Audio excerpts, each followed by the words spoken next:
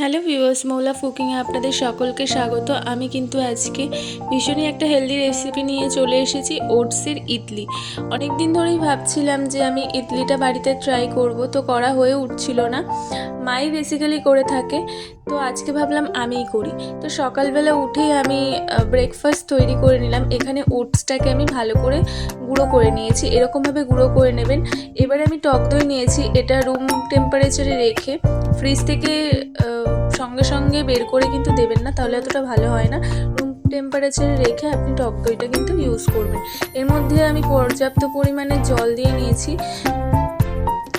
ব্যাটারটা একটু বুঝে করতে হবে, বেশি থিক হলেও হবে না আর বেশি পাতলা হলেও হবে না, এরকম একটা থিকনেস রাখতে হবে। এর থেকে আমি আরেকটু সামান্য পরিমাণের জল দিয়ে পাতলা করে নিয়েছি। দেখুন, এর মধ্যে আপনি যে কোনো ধরনের ভেজিটেবল দিতে পারেন। আমি এখানে শুধু ধনিয়া পাতায় দিয়ে দিয়েছি, আর দিয়ে দিয়েছি ইনো। আপনি এখানে বেকিং সোডা, বেকিং পাউডারও দিয়ে দিতে পারেন, তাহলেও কিন্তু ভালো হয়। এবারে আমি এই স্টিমারের মধ্যে দিয়ে দিচ্ছি। বাটিগুলোর মধ্যে একটু অয়েল ব্রাশ করে দিতে পারেন, আর না দিলেও কোনো প্রবলেম হবে না, ইজিলি ইডলিগুলো উঠে যায়। তো আমি এখানে একটুখানি সামান্য পরিমাণের অয়েল আমি ব্রাশ করে নিয়েছিলাম, সেটা অফ ক্যামেরায়। এবারে আমি ইডলি ব্যাটারগুলো কিন্তু একে একে সব বাটিগুলোর মধ্যে সাজিয়ে দিয়েছি। এটা আমার 4 থাকের ছিল, আমি 4 থাকেই বসিয়েছি।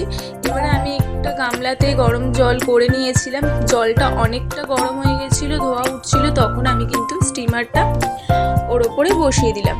এবারে আমি কিন্তু স্টিমে বসিয়ে দিয়েছি। স্টিম কিন্তু আমার হয়ে গেছে, এবং সিদ্ধ হয়েছে কিনা সেটা কিন্তু একটু দেখে বুঝে তারপরে নামাতে হবে।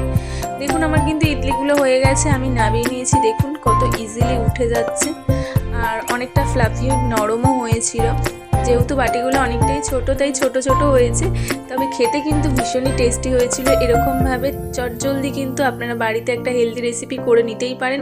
ভীষণ নরম হয়েছে। দেখুন, আমি এটা বাড়িতে সাম্বার তৈরি করেছিলাম, সাম্বার দিয়ে খেয়েছি। সাম্বারের রেসিপিটা আমি অবশ্যই আপনাদের সাথে শেয়ার করব।